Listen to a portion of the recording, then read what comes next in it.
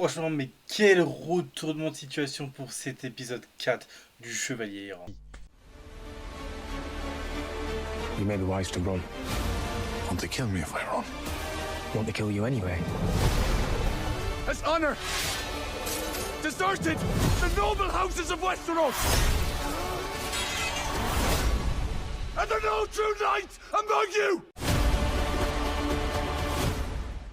Salut les gars, salut les filles, on se retrouve aujourd'hui pour une toute nouvelle vidéo sur ma critique sur l'épisode 4 du Chevalier Errant.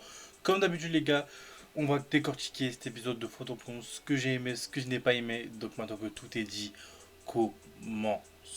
Bon, sincèrement, qu'est-ce qu'on en pense les gars de ce quatrième épisode du Chevalier Errant? Pour ma part, je vous avoue, c'est un épisode que j'ai plutôt bien aimé dans l'ensemble. Surtout qu'on va retrouver un plot twist qui aura vraiment de l'importance. Mais ça les gars, on en reviendra bien sûr à la fin de l'épisode. Et franchement, en vrai, je trouve qu'il y a plein de choses qui ont été mis en avant durant cet épisode. Que ce soit d'éléments qui auront de l'importance plus tard, ou même des personnages, je pense, qui auront de l'importance plus tard. Et franchement, je trouve que c'est vraiment bien fait et c'est vraiment bien amené en vrai de vrai. Et même concernant par exemple le personnage de Sir Duncan, on sait maintenant avec 4 épisodes quel type de personnage il est. On sent vraiment que Sir Duncan est vraiment un personnage qui a vraiment l'archétype du héros, que ce soit une personne niais, gentille, serviable, très prêt à risquer sa vie pour sauver la personne qu'il aime ou sauver un ami. Et franchement, je vous avoue que c'est cet archétype-là de ce personnage de héros sauveur, quelque chose qu'on retrouve très souvent dans les animés. Donc personnellement, c'est quelque chose que j'aime beaucoup. Après, l'épisode en lui-même commence assez tranquillement avec Egg qui va aller s'entraîner, pouvoir être utile à Sir Duncan pendant le tournoi de joute. Et c'est là que je trouve que c'est assez intéressant parce qu'on le voit clairement que Egg, même si ça fait pas si longtemps que ça qu'il connaît Sir Duncan, il a quand même envie de l'aider et ça je trouve que c'est vraiment touchant de sa part. Et là pendant que Egg est en train de s'entraîner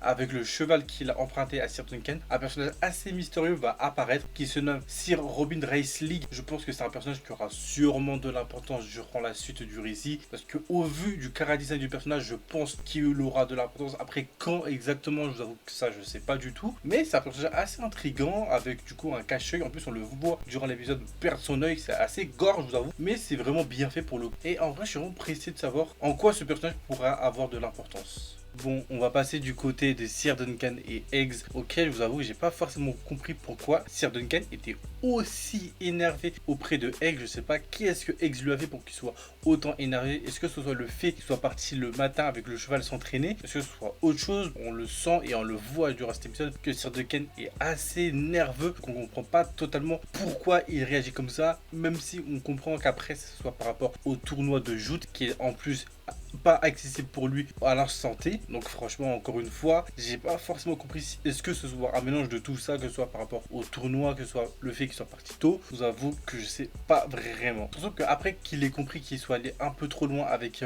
Egg sur le fait qu'il allait littéralement le foutre un gros coup de poing, il va littéralement l'apprendre à coudre et Egg il va lui poser une question assez entre guillemets bizarre de pourquoi des poils le poussent autour des couilles. Et littéralement Sir Duncan va lui dire ce qui est le plus bizarre c'est que tu m'en parles. Et t'as cette scène là que je trouve grave drôle où vraiment le crâne d'Eggs il est en mode mais en mode wesh j'ai dit une dinguerie ou quoi. Et franchement en vrai c'est des petites scènes comme ça, c'est vraiment des trucs qui me fait rire et c'est des scènes en plus qu'on peut retrouver notamment aussi beaucoup de fois dans la série Game of Thrones. Donc franchement je me sens clairement pas dépaysé autour de cette série et de l'univers de Game of Thrones. Et franchement les gars, moi ce que je kiffe fou avec cette série c'est tout cet aspect tranquille, chill, paisible qu'on peut retrouver notamment durant ces 4 premiers épisodes auquel là par exemple on peut voir par exemple Sir Duncan et Egg se faire à manger, chiller, tranquille et parler.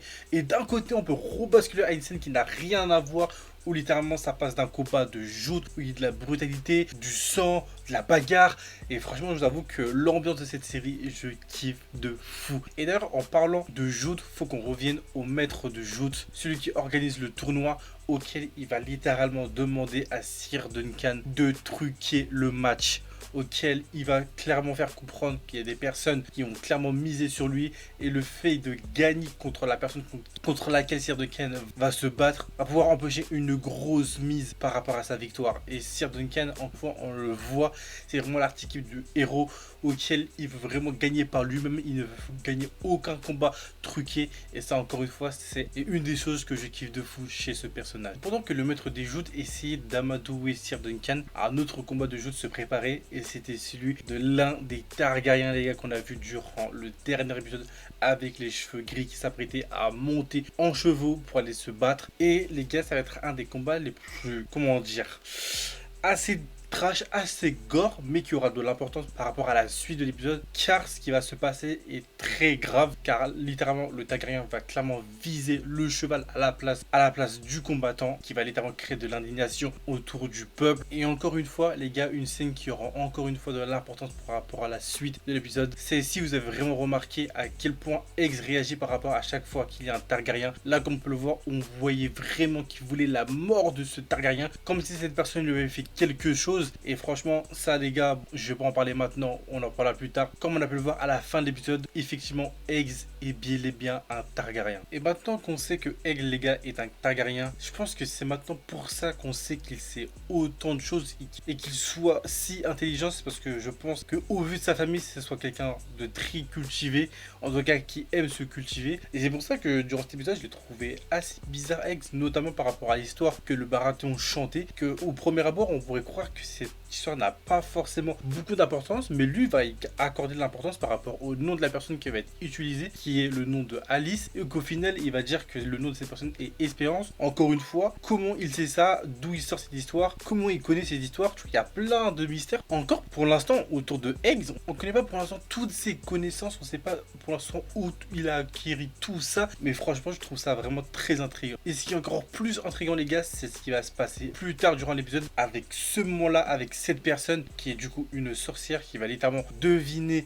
ou en tout cas prédire l'avenir de ces deux personnages là. Ok, on va clairement apprendre que Sir Duncan aura un grand succès les gars dans le futur et qui sera plus riche qu'un Lannister, donc ça c'est très important à apprendre et à retenir parce que je pense que ça sera de l'importance et je pense que c'est clairement aussi ce qui va se passer durant la suite du récit de Sir Duncan. Et clairement on va apprendre les gars aussi que Aegs va devenir roi. Et encore une fois, ça c'est un truc auquel je me pose beaucoup de questions. Comment il peut devenir roi alors qu'il a plusieurs frères et que c'est le dernier frère cadet de la famille? Encore une fois, je pense qu'il va se passer une dinguerie auquel littéralement beaucoup de gens de sa famille vont mourir pour qu'il devienne roi. C'est une folie.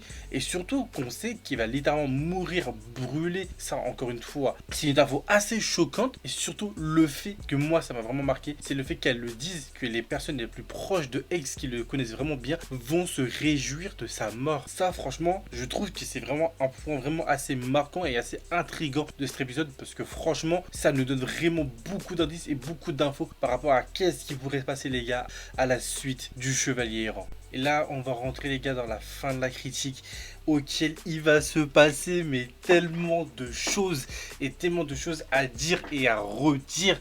Et franchement les gars, on va commencer petit à petit. On va commencer sur notamment le fait que notre petit groupe va se séparer, que ce soit Aegs qui va littéralement aller voir le spectacle de marionnettes et Sir Duncan qui va aller parler avec Sir Raymond sous sa tente.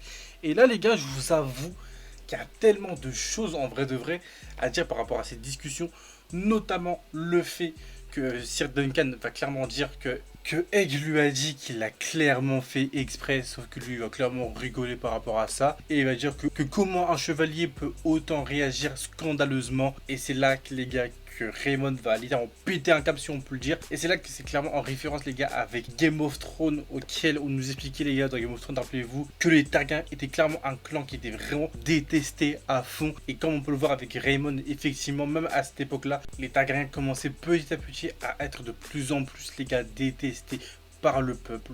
Et pendant ce temps là, Aegs lui est en train d'assister les gars au spectacle de marionnettistes. Et le problème les gars de ce spectacle, c'est qu'il va se passer quelque chose qui va énerver Aerion, c'est bon je me suis rappelé du prénom du Targaryen, qui va clairement être pas du tout content car la marionnettiste, je crois qu'il s'appelle Tanzel, va clairement tuer le dragon. Pendant que Raymond et Sir Duncan étaient toujours en train de parler. Et en plus la discussion est très importante parce qu'on comprend littéralement qu'il y a deux enfants Targaryens qui ont disparu. Et on comprend que littéralement le Benjamin et le cadet ont disparu. Et au moment où il allait dire par rapport au cadet, comme par hasard, Egg apparaît et dit que Aeron est en train d'attaquer Tonsel, et c'est là que littéralement, encore une fois, comme je vous l'ai dit les gars au tout début de l'épisode, Duncan va aller au secours de Tonsel et il va clairement tabasser plusieurs chevaliers jusqu'à littéralement mettre une déroute à Aerion. Sauf petit problème, car Sir Duncan va littéralement se faire attraper par les gardes, et comme il a cassé une dent à Sir Aerion, Aerion va clairement dire que bah comme tu m'as cassé une dent, on va te casser toutes tes dents. Et pile à ce moment-là, les gars, on a littéralement le plot twist que Egg est un Targaryen, car il appelle littéralement Aerion par le mot de frère. Donc on comprend clairement que c'est un Targaryen et qu'il a un pouvoir sur littéralement toutes les personnes autour de lui, notamment les chevaliers et son frère. Donc franchement les gars, encore une fois, on termine sur un épisode qui possède un plot twist assez bien, malgré que je dois avouer les gars que franchement ça se voyait un petit peu que c'était un Targaryen, même s'il y avait plein de spoils par-ci par-là. Mais franchement en vrai, le fait d'apprendre que maintenant Egg est un Targaryen, franchement quelle bonne nouvelle. Donc bref les gars, je pense qu'on va stopper là-dessus. Comme d'habitude, n'oubliez pas de commenter, liker et partager, et on se dit à la prochaine pour une prochaine vidéo. Salut tout le monde.